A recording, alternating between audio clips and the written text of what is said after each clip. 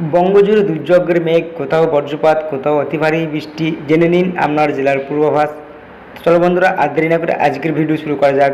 জুনের মাঝামাঝি সময় ফের সক্রিয় মৌসুমি বায়ু। আলিপুরদুয়ার আবহাওয়া দপ্তরের পূর্বাভাস অনুযায়ী আগামী 15 থেকে 17 জুন পর্যন্ত রাজ্য জুড়ে জারি রয়েছে দুর্যোগপূর্ণ আবহাওয়া সতর্কতা। দক্ষিণবঙ্গে মূলত বিক্ষিপ্ত বজ্রপাত ও ঝড়ো হওয়ার পূর্বাভাস থাকলেও উত্তরবঙ্গে 5 জেলায় বৃষ্টির তীব্রতা অনেক বেশি থাকবে, জানিয়েছে হাওয়া অফিস।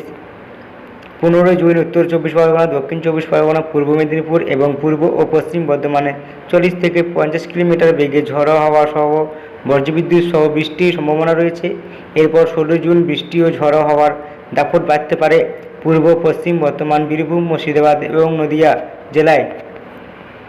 উত্তরবঙ্গের পরিস্থিতির দিকে বিশেষ নজর দিচ্ছে আবহাওয়া দপ্তর। 15 জুন জলপাইগুড়ি, কোচবিহার ও আলিপুরদুয়ার ভারী বৃষ্টির পূর্বাভাস রয়েছে। তবে 16 জুন পরিস্থিতি আরও জটিল হতে পারে। ওই দিন আলিপুরদুয়ার জেলায় ভারী থেকে অতি ভারী বৃষ্টির সতর্কতা জারি হয়েছে।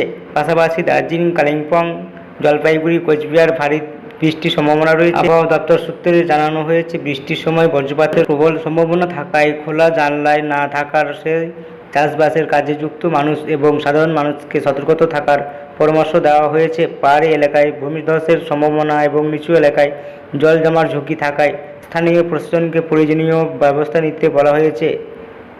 তা বন্ধুরা, ভিডিওটি যদি ভালো লেগে থাকে পাশে থাকা বেল আইকনটি প্রেস করে চ্যানেলটি সাবস্ক্রাইব করে আমাদের সঙ্গে থাকবেন।